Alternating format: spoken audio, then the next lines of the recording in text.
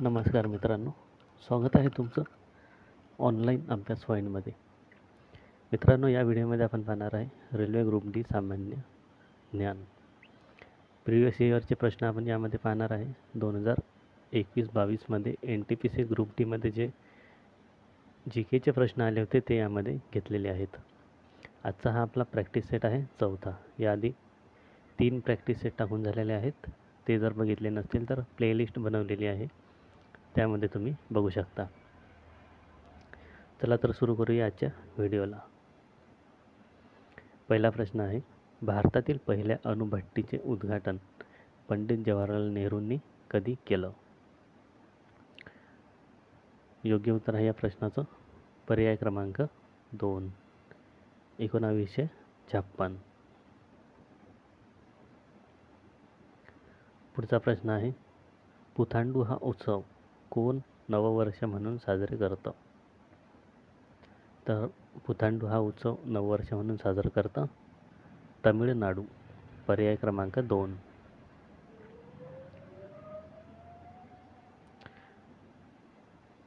पुढचा प्रश्न आहे, महात्मा गांधी कोणत्या गोलमेज संमेलनात सहभागी झाले होते?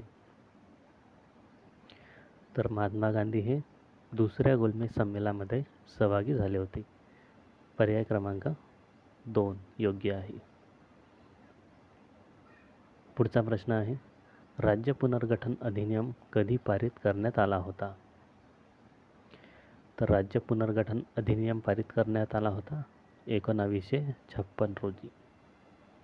1956 या वर्षी राज्य पुनर्गठन आयोग अधिनियम पारित करण्यात आला. पुढचा प्रश्न आहे, खिलाफत आंदोलनाचे नेतृत्व खालीलपैकी कोणी केले होते? तर या प्रश्नात योग्य उत्तर आहे पर्याय क्रमांक 3 वरील दोन्ही, मोहम्मद अली आणि शौकत अली.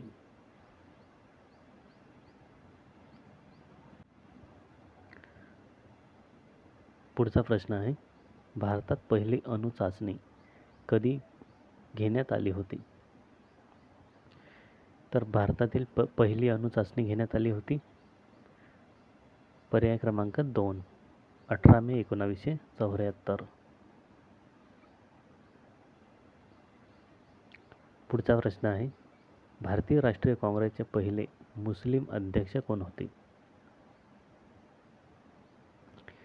तर भारतीय राष्ट्रीय काँग्रेसचे पहिले मुस्लिम अध्यक्ष होते बदरुद्दीन तय्यबजी. पर्याय क्रमांक 3.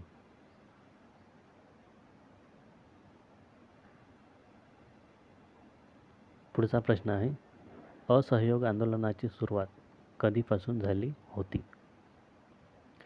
तर असहयोग आंदोलनास सुरुवात झाली होती 1920 पासून. पर्याय क्रमांक 4, 1920. पुढचा प्रश्न आहे, दुसऱ्या महायुद्धात महिला आणि मुलांना उपासमारीपासून वाचवण्यासाठी कशाची स्थापना करण्यात आली होती?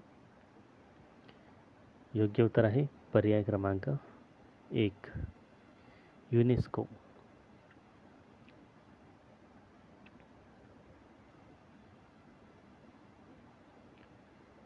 पुढचा प्रश्न आहे, जगातील सर्वात व्यस्त समुद्री महामार्ग कोणता आहे? योग्य उत्तर आहे पर्याय क्रमांक 2, अटलांटिक महासागर. जगातील सर्वात व्यस्त समुद्री महामार्ग अटलांटिक महासागर. पुढचा प्रश्न आहे, जागतिक पुस्तक आणि कॉपीराइट दिवस कधी साजरा केला जातो? योग्य उत्तर आहे पर्याय क्रमांक 3, 23 एप्रिल. 23 एप्रिल रोजी साजरा केला जातो जागतिक पुस्तक आणि कॉपीराइट दिवस. पुढचा प्रश्न आहे, भारताच्या मूळ संविधानात एकूण किती कलम होते?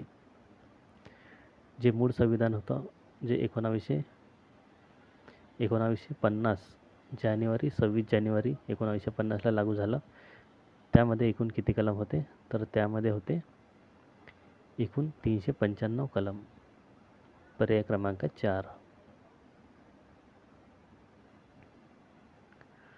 पुढचा प्रश्न आहे, खालीलपैकी कोणत्या राज्याची सीमा पाकिस्तानला लागत नाही? तर योग्य उत्तर आहे पर्याय क्रमांक 1 हरियाणा. हरियाणा या राज्याची सीमा पाकिस्तानला लागत नाही. पुढचा प्रश्न आहे, भारतमाला ही योजना कशाशी संबंधित आहे? योग्य उत्तर आहे पर्याय क्रमांक 2 राष्ट्रीय महामार्ग विकास कार्यक्रम.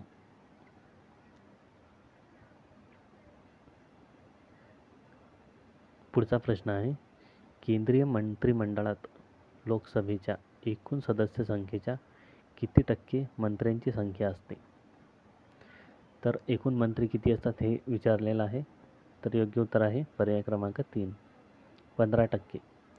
लोकसभेमध्ये जे एकूण निवडून आलेले सदस्य असतात त्यांच्या एकूण संख्येच्या 15% इतकी मंत्र्यांची संख्या असली पाहिजे.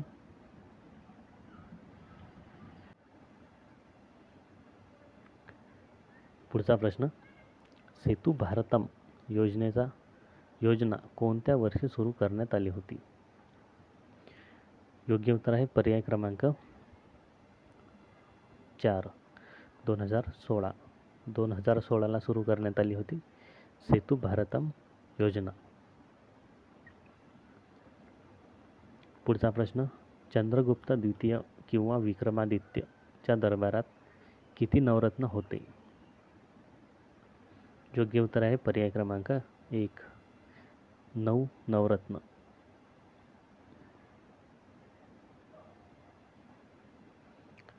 पुढचा प्रश्न आहे, MS वर्ड MS एक्सेल खालीलपैकी काय आहे? तर MS वर्ड आणि MS एक्सेल आहे ॲप्लिकेशन सॉफ्टवेअर.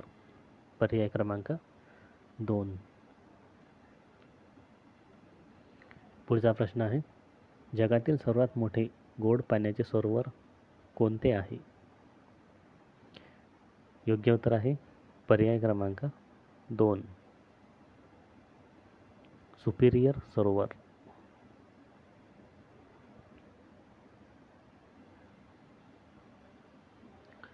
पुढचा प्रश्न आहे, दक्षिण रेल्वेचे मुख्यालय खालीलपैकी कोणत्या ठिकाणी आहे? योग्य उत्तर आहे पर्याय क्रमांक 4 चेन्नई. चेन्नई या ठिकाणी आहे दक्षिण रेल्वेचे मुख्यालय.